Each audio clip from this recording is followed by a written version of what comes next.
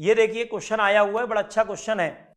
यहां पर एक कैपेसिटर है और उस कैपेसिटर के पीछे स्प्रिंग लगी हुई है, कांस्टेंट के है, ठीक है। One plate of capacitor is connected to a spring as shown, area of both the plates is A, ठीक। In steady state separation between the plate is 0.8 d. Spring was in natural length and distance between the plate was d when the capacitor was uncharged. The force constant of the spring is, ये question है। देखिए कह रहे हैं कि पहले जो separation था वो d था और अब जो सेपरेशन है वो 0.8 d है। समझिए, पहले मान लीजिए प्लेट यहां पर थी, ये पहले प्लेट ये थी, अलग से चाहे मैं डायग्राम बना के दिखा दूं। पहले प्लेट यहां थी, ठीक। ये सेपरेशन कितना था बताओ, डी था कि नहीं था? पहले सेपरेशन डी था, लेकिन अब ये जो प्लेट है ये आगे आ गई। अब ये सेपरेशन कितना हो गया? ये सेपरेशन हो गया 0.8 डी। यही तो कह रहा है, नेचुरल लेंथ जब थी तो सेपरेशन डी था, अब कितना है? 0.8 डी। और यहां पर जाकर के रुक गया।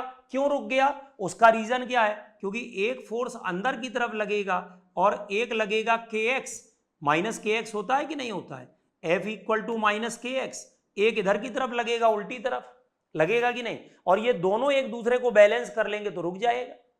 क्यों भाई? अगर ये दोनों बैलेंस कर लेंगे तो रुक जाएगा। मतलब क्या होगा बताइए? एक फोर्स हमारा हो गया F∁0 v square upon 0.8 d का स्क्वायर होगा कि नहीं? और दूसरा फोर्स क्या होगा? K। और डिस्टेंस कितनी चल के आया? ये स्प्रिंग में कितना एक्सटेंशन हुआ है? ये हुआ है 0.2 d। कितने का एक्सटेंशन हुआ है? 0.2 d। ये कौन है? d। ये कौन है? 0.8 d। तो ये कितना बच रहा है? 0.2 d बच रहा है कि नहीं बच रहा है? क्लियर है? ये कितना सेपरेशन बच रहा है बोलो? 0.2 d। इसका मतलब यहां पर हम लोग कर देंगे 0.2 d कर देंगे। यहां पर सेपरेशन कितना कर देंगे बताइए? 0.2 d। तो यहां पर क्या हो गया? देखिए k निकालना है, इसको नीचे ले आइए।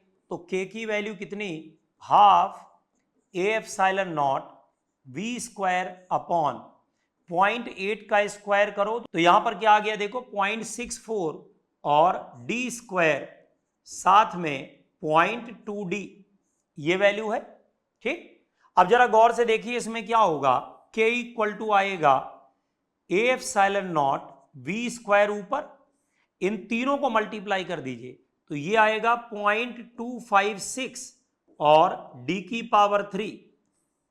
F∁0 v स्क्वायर 0.256 और d की पावर 3 है कि नहीं? क्यों? समझ में आ रहा है कि नहीं आ रहा है? क्या किया हम लोगों ने? दोनों फोर्स को आपस में इक्वल कर दिया। दूसरा फोर्स कौन है? के एक्स। कहां से आया है? स्प्रिंग से आया है। और ये फोर्स कहां से आया है? चार्ज की वजह से आया है, इलेक्ट्रोस्टैटिक फोर्स है ये। अब दोनों आपस में क्या हो गए? इक्वल। तो फाइनली के की वैल्यू ये आ रही है।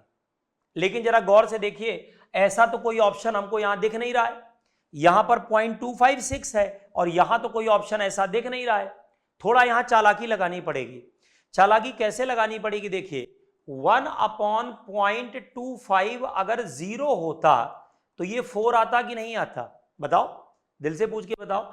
1/0.250 होता तो ये 4 आता। और ये कितना लिखा है? 1/0.256 ये लिखा है ना। तो देखो यहां तक तो कॉमन है ना दोनों का, केवल आखिरी डिजिट का फर्क है ना। तो ये भी तो अप्रॉक्स में 4 ही आएगा। क्यों भाई? ये भी तो अप्रॉक्स में 4 ही आएगा।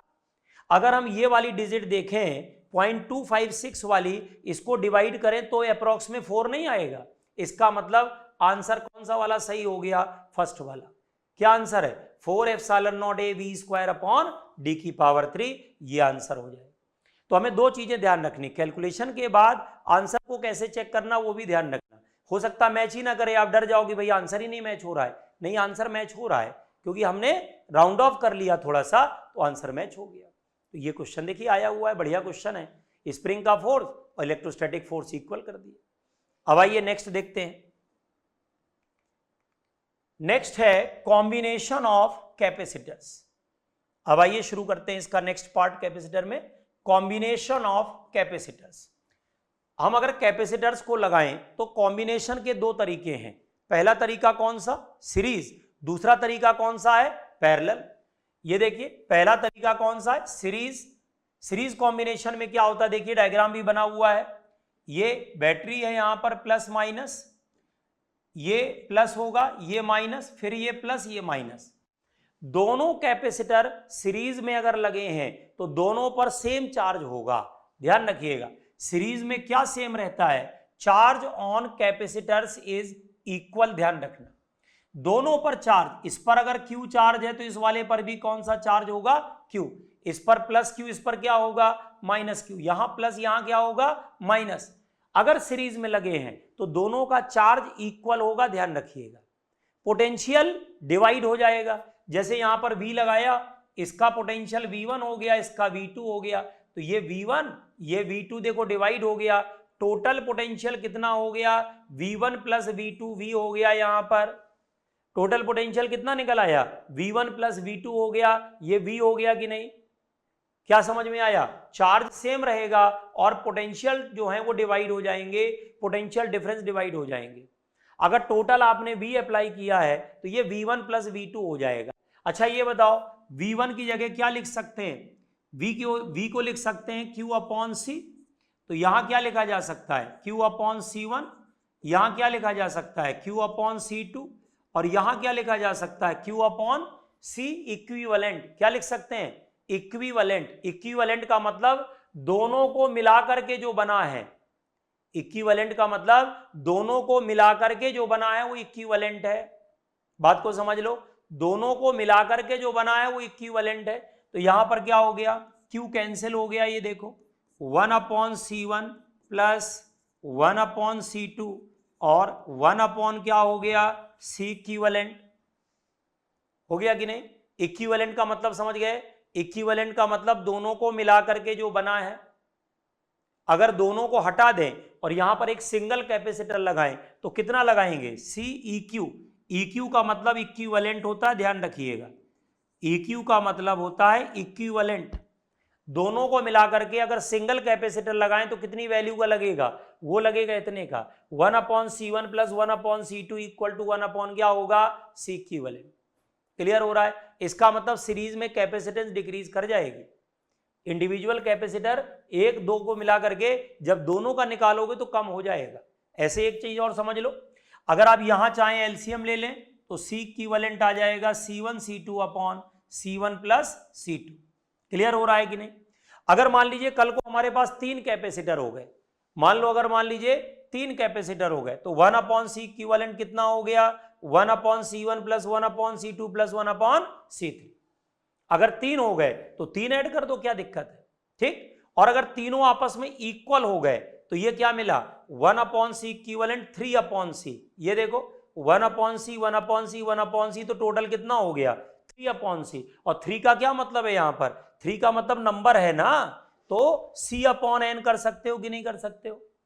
तो अगर सीरीज में n कैपेसिटर लगे हैं और सारे इक्वल हैं, इसका मतलब जो इक्विवेलेंट कैपेसिटेंस हमारी होगी C इक्विवेलेंट, वो हमारी C अपॉन n होगी कि नहीं होगी। क्यों भाई, इक्विवेलेंट कैपेसिटेंस कितनी मिल रही है, C अपॉन n। तो अगेन एक बार देख लिया जाए, सीरीज में क्या होता है, चार्जेस सब में सेम होते हैं। क्लियर है कि नहीं। एक और ध्यान रखने वाली बात है, सीरीज पहचानेंगे कैसे कि सीरीज में है कि पैरेलल में है। पहचानने का तरीका देखो, यहां पर इसका माइनस, इसका नेगेटिव इसके पॉजिटिव के साथ है। क्यों, पहले वाले कैपेसिटर का नेगेटिव अगले वाले के पॉजिटिव के साथ है, मतलब प्लेट ऑल्टरनेट करके लगी होती है, माइनस प्लस के साथ होता है। क्लियर है कि नहीं, प्लेट ऑल्टरनेट करके लगी होती है। यही उल्टा अगर हो जाए, सारे प्लस एक साथ हो जाए, सारे माइनस एक साथ हो जाए, तो ये क्या हो जाता है, सारे प्लस एक साथ हो जाए, सारे माइनस एक साथ हो जाए, तो ये पैरेलल हो जाता है। याद रहेगा, पैरेलल में क्या होता है, सारे प्लस एक साथ हो जाए, सारे माइनस एक साथ हो जाए, तो वो पैरेलल हो जाता है। क्लियर है कि नहीं। तो ये हमारा कौन सा वाला हो गया, सीरीज कॉम्बिनेशन हो गया, दैट इज सीरीज कॉम्बिनेशन। ये देखिए दूसरा कॉम्बिनेशन है पैरेलल कॉम्बिनेशन। ये आइए सेकंड वाला, ये है पैरेलल कॉम्बिनेशन। पहला कौन सा था, सीरीज कॉम्बिनेशन। ये दूसरा वाला है, कौन सा है ये, पैरेलल। यहां से देखिए Q चार्ज आया ऐसे, ये आगे जाकर के देखो डिवाइड हो गया, इधर Q1 चला गया, इधर Q2 चला गया। दोनों की पॉजिटिव प्लेट एक साथ है, दोनों की नेगेटिव एक साथ है।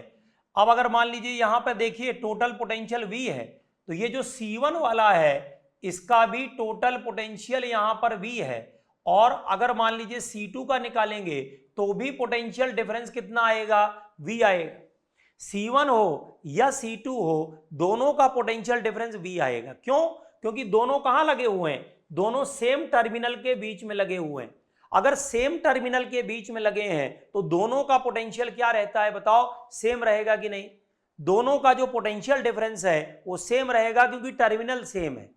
पोटेंशियल डिफरेंस पाथ पर डिपेंड नहीं करता है, ध्यान रखना। पोटेंशियल डिफरेंस किस पर डिपेंड नहीं करेगा, पाथ पर डिपेंड नहीं करेगा। अगर पाथ पर डिपेंड नहीं करेगा तो ये देखा जाएगा इनिशियल कौन है और फाइनल कौन है। क्यों? इनिशियल कौन है और फाइनल कौन है। तो यहां पर क्या हो रहा है, टोटल पोटेंशियल डिफरेंस V है, ये इधर V हो गया, इधर V हो गया, चार्ज डिवाइड हो गया। इसमें क्या हो रहा है, charge on the capacitor is divided. Clear है कि नहीं? टोटल चार्ज मान लीजिए Q है, तो Q को क्या लिखा जा सकता है, Q1 प्लस Q2। Q1 की जगह लिख सकते हैं C1V, C2V, इसको लिखा जा सकता है C इक्विवेलेंट V।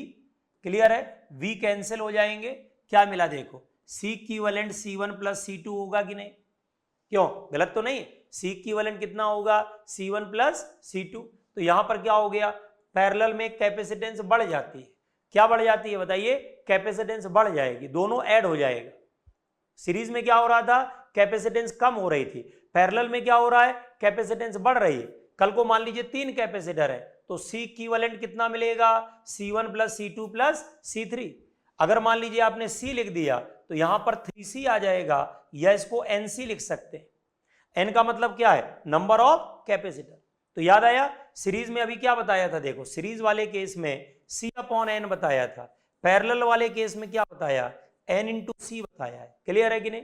सीरीज वाले केस में क्या है, हमने बताया आपको C/N, पैरेलल वाले केस में क्या है, NC। कल को अगर क्वेश्चन बनना चाहे तो यहां से भी एक बन सकता है, क्या कि अगर मान लीजिए दोनों का रेशियो निकाल लें, अगर हम यहां से दोनों का रेशियो निकाल लें तो क्या मिलेगा बताइए, C कैंसिल होगा, 1/n² होगा। 1 क्या होगा, n², यानी कि जो पैरेलल वाला है वो n² × C सीरीज होगा कि नहीं होगा, ये वैल्यू आ जाएगी। क्लियर है? एक क्वेश्चन देखो यहां भी बन के तैयार हो गया। तो अब आइए एक बार जल्दी से आउटलाइन ले ले।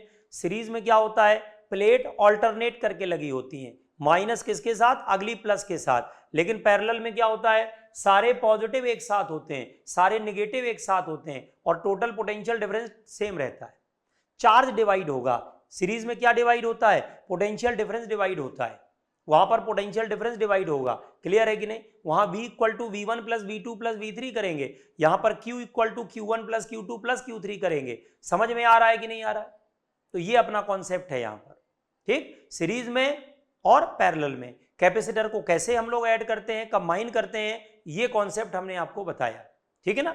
तो सीरीज और पैरेलल का जो कॉन्सेप्ट है वो हम लोगों ने सीख लिया है। इसके बाद हम लोग क्या करेंगे, इसके ऊपर बेस्ड कैसे क्वेश्चंस आते हैं वो देखेंगे, क्योंकि कॉन्सेप्ट तो बहुत इजी है लेकिन क्वेश्चन इतने इजी नहीं आते। क्वेश्चन में क्या होता है, वैरायटी होती है, वहां पर पहचानना होता है कि कौन सीरीज हुआ कौन पैरेलल हुआ। अगर आप सीधे सीधे नहीं पहचान पाओगे तो हम तरीके आपको बताएंगे कि भाई ऐसे ऐसे पहचान लो। तो ये सारी चीजें हम लोग नेक्स्ट लेक्चर में डिस्कस करेंगे। Thank you very much.